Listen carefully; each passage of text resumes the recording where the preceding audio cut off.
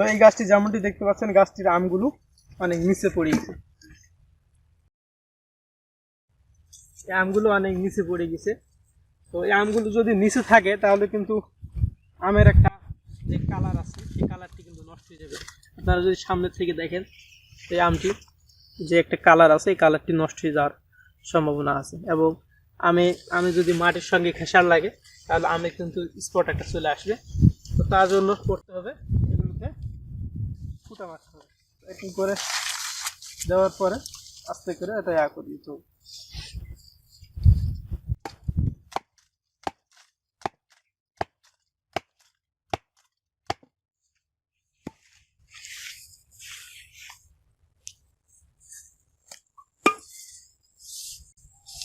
তো এই দড়িগুলো দিয়ে ভালোভাবে বেঁধে ফেলতে হবে।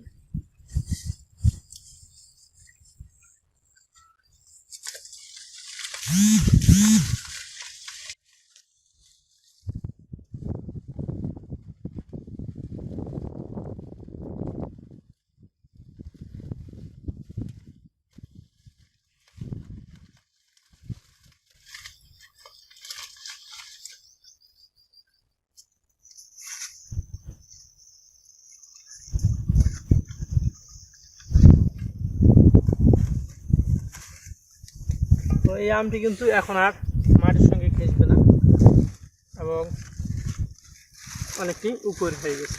এই আমটি যদি বড় হয় তারপরে কিন্তু আর যাবে না মাটির সঙ্গে। তো এগুলো অনেক আমি আছে,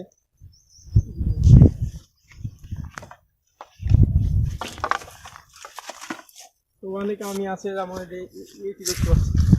তো এটির সঙ্গে খুঁটা না দিলেও চলে, খুঁটাটা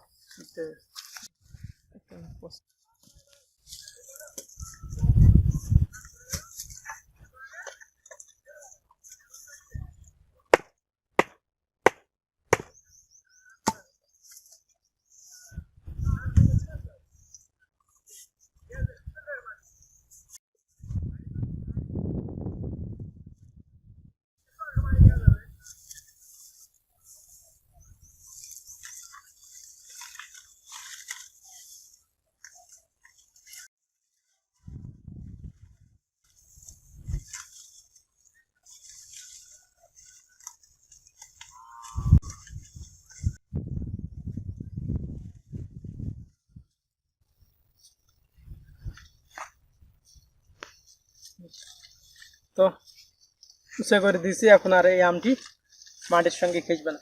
এরকম অনেক আছে যেগুলো আপনারা যেমনটি দেখতে পাচ্ছেন, অনেক আম মাটির সঙ্গে লাগছে।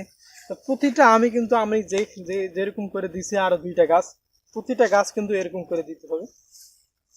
এবং মাশাআল্লাহ আমও খুব অনেক সুন্দর আছে।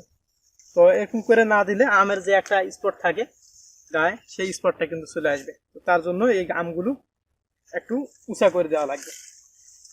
তো ভিডিওটি এই পর্যন্তই। আপনারা অবশ্যই আমাদের চ্যানেলটি সাবস্ক্রাইব করবেন এবং পেজে দেখলে পেজটি লাইক করুন, ফলো করবেন। তো সাথে থাকুন এবং ফ্রেশ ফরমালিন মুক্ত আম খাওয়ার জন্য আপনারা আমাদের সঙ্গে অবশ্যই কন্ট্যাক্ট করবেন। আসসালামু আলাইকুম।